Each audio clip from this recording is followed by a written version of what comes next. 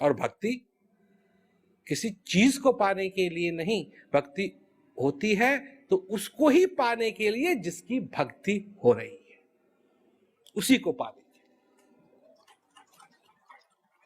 ये नहीं है कि हम भगवान की भक्ति करेंगे ताकि हमारा बेटा पास हो जाए, ना ना ना, ये भक्ति नहीं होती। भक्ति होती है कि भगवान किस विधि तुमको पाऊं, किस विधि तुमको पाऊं। अब एक तो ये कहा ना किस विधि तुमको पाऊं, और दूसरे क्या है कि मेरे को लॉटरी लगवा दो, गाना भी है ना, मेरी कार दिलवा दो, मेरा ये करवा दो, मेरी वो करवा दो। अब ये सारी बातें आदमी की दिमाग में जाती है। लोग कहते हैं कि हमारे साथ ऐसा क्यों है, हम अमीर क्यों नहीं हुए, हम गरीब क्यों हैं। अरे कम से कम तेरे को इनकम टैक्स तो नहीं देना पड़ेगा। कितना भाग्यशाली है तू, क्योंकि वो जो है ना जिन्होंने अब तक नहीं दिया है, वो भगवान से प्रार्थना करते हैं कि मेरे को गरीब क्यों नहीं बनाया। गरीब बना देते तो ये झंझट नहीं पड़ते, क्योंकि यही होता, यही होता। तुम्हारी असली मनोकामना क्या है?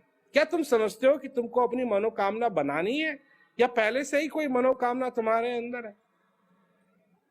और असली बात तो यह है कि पहले से ही तुम्हारे अंदर एक मनोकामना है, पहले से ही तुम्हारी एक चाह है। उस चाह को आगे तो आने दो, और जब आएगी तो तुम समझोगे कि हम किस बात की चर्चा कर रहे हैं। तो सचमुच में एक तरफ तो तुम बहुत भाग्यशाली हो, अगर तुम समझ गए तो फिर इस बात का लाभ उठा सकोगे, अपने जीवन को सफल कर सकोगे, और नहीं तो फिर नहीं। फिर आए, सब कुछ था तो कुछ हाथ नहीं लगा, कुछ हाथ नहीं लगा। आए, संभावनाएं सारी थी, संभावनाएं तो हैं, पर वो संभावनाएं बन के रह गई, असलियत कोई चीज बनी नहीं। असलियत को तुमने समझा नहीं, असलियत को जाना नहीं, असलियत को पहचाना नहीं। बहुत शर्म की बात होगी, बहुत दुख की बात होगी कि सचमुच में ऐसा हो। गुरु महाराज जी हैं जो इस बात को बदल देते हैं, इस किस्मत को बदल देते हैं, इस बात को समझा देते हैं कि तुम भी असलियत को समझो, असलियत को जानो, असलियत को पहचानो अपने जीवन में, हकीकत के महलों में रहो।